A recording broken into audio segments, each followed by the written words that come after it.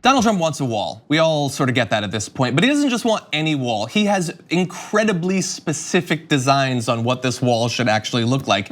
And it is causing literal departments of the federal government to go to ridiculous lengths to explain why they are doing what they're doing at great cost to the taxpayers to appease his, I guess it's exterior design wishes. So days after the Department of Homeland Security told Congress it needed US troops to paint the southern border wall with Mexico to improve its aesthetic appearance, the Pentagon claimed Friday the maintenance assignment will also have a deterrent effect since American forces will carry out the job with, quote, anti-climb paint.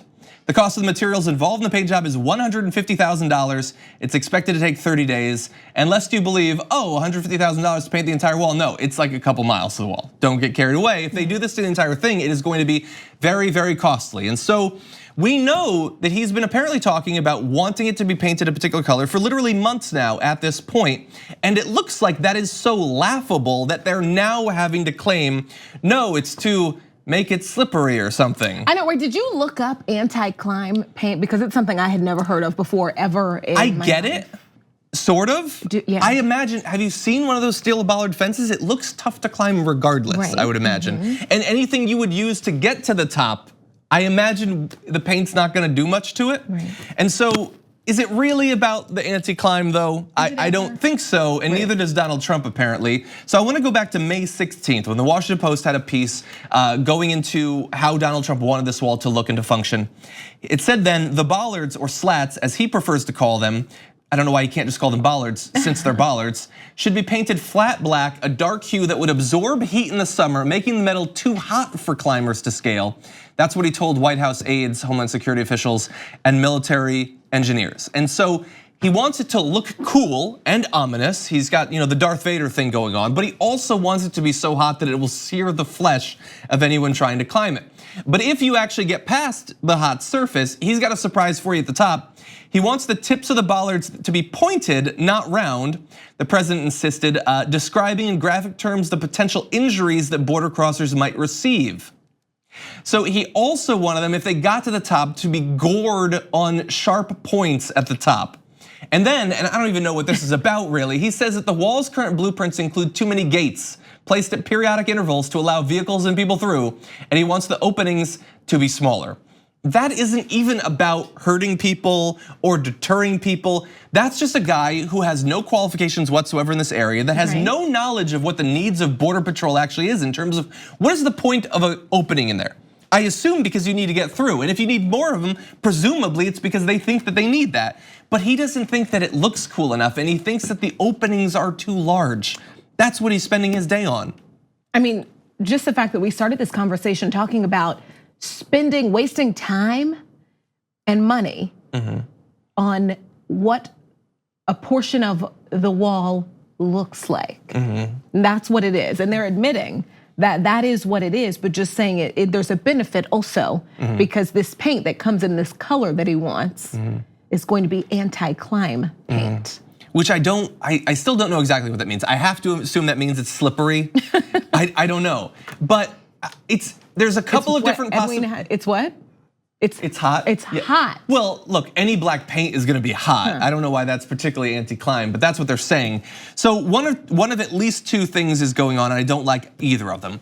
Either Donald Trump is actually getting involved with the micromanagement of the design of individual portions of the wall because he genuinely believes that he's going to injure climbers either through hot paint or by spiking them on the top like some sort of psycho, and he actually thinks that will work and wants that to work, or he just wants a photo op in front of an incredibly scary looking portion of border wall. Absolutely, this is just an excuse to keep this in the news, to keep this to be something that we're talking about, to the fact that he lost on his evil, racist, massive waste of money wall. In the mid, you're talking about the actual battle over that. Right, yeah, this is just an excuse to, we're still doing it. Of course we're doing it, and Mexico's gonna pay for it. Matter of fact, are they paying for this paint? No, I don't think so. You know what I mean? I imagine you and I are paying for this paint. Right, exactly. Like we're paying for the golf trip.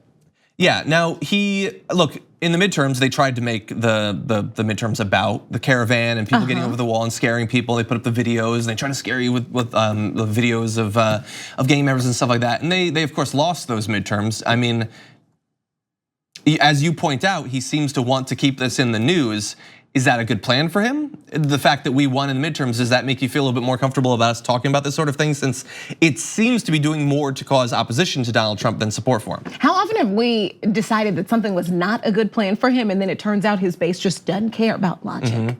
Yeah, no, So I don't doubt that his base. Because I think anything and everything he says always turns out to be a good plan for him. He literally put babies in cages, took them away from their breastfeeding mothers, took them away from their parents, traumatized them. And that turned out to be a good plan for him. But I think you're answering a different question than I'm asking. I'm not questioning whether that helps him with his base. I'm questioning whether that base can win national elections for him. I hope not.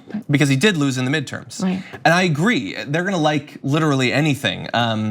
And if he decided to make this wall look like, winter fell before the Great War and have just shards of dragon glass sticking out of it, I'm sure 30% of this country would cheer for that. My hope is that we as a country are not in favor of that. And that it's one thing to try to win individual congressional districts, but to win a national election, I'm hoping that that will not actually help him. For one, I still think that we should have a counter up on the bottom of the screen on how many days, minutes, moments you can go without a Game of Thrones reference. And I thought it would slow down once the show ended. It's one in the whole show. Is that really so bad? No, it's fine. Yeah. It's fine. Okay, well anyway, so that's what your president is doing. Instead of fixing the actual problems our country has, he's going down to the Making a wall pretty. And he's saying the gate's too wide. Yeah. By the way, he also, he's repeatedly stressed that the wall has to be as tall as possible. You can interpret the psychological reason behind that however you want. Right. But he apparently wants it to be tall. This is such a waste of time and energy and money. And money. 30 days, $150,000. As they point out, one administration official pointed out, once you paint it, you always have to paint it. And that's going to be an incredibly high cost going forward.